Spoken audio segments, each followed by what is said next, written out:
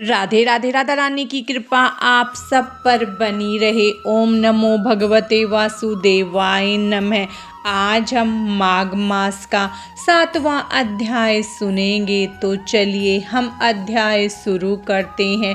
महर्षि वशिष्ठ ने कहा, हे राजन, जिस समय देवदूत विकुंडल को आदर सहित स्वर्ग की ओर ले जा रहे थे, उस समय विकुंडल ने देवदूत से प्रश्न किया, हे देवदूत, मेरी शंका का समाधान करो। देवदूत ने अत्यंत आदर पूर्वक कहा, बताइए महान आत्मा, क्या प्रश्न है।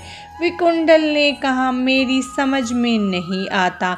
मेरे भाई को तो चंद्रगुप्त जी ने घोर नरक लोक में भेजा है और मुझे स्वर्ग लोक क्यों? हम दोनों ने जीवन में अनेक दुष्कर्म तथा घोर पाप किए हैं।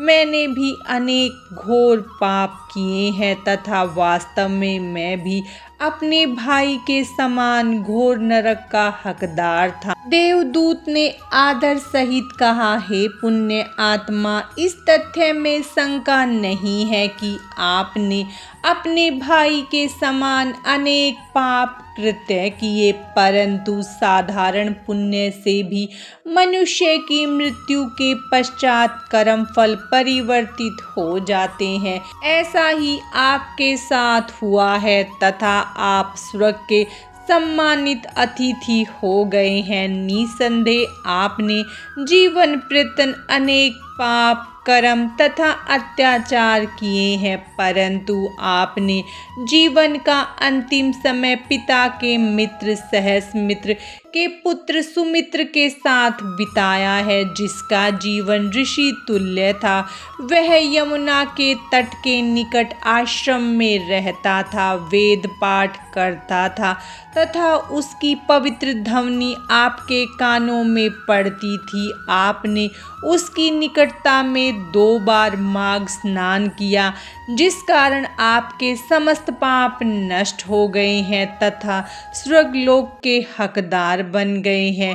वैश्य पुत्र ने देवदूत से प्रश्न किया, हे देवदूत, आप मुझे बताएं, कौन कौन से काम श्रेष्ठ है जिसे सद्गति प्राप्त होती है तथा किन कर्मों से मनुष्य नरक को प्राप्त होता है। देवदूत बोले, हे वैश्यपुत्र, अहिंसा ही समस्त धर्मों का मूल है।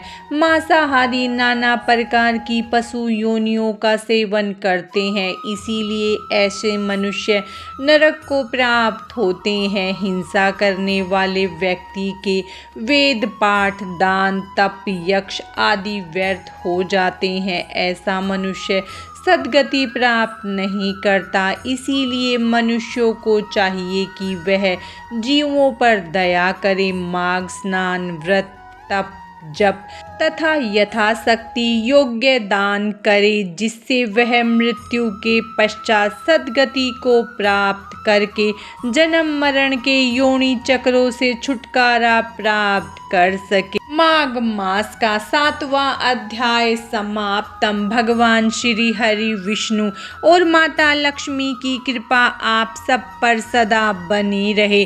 राधे राधे।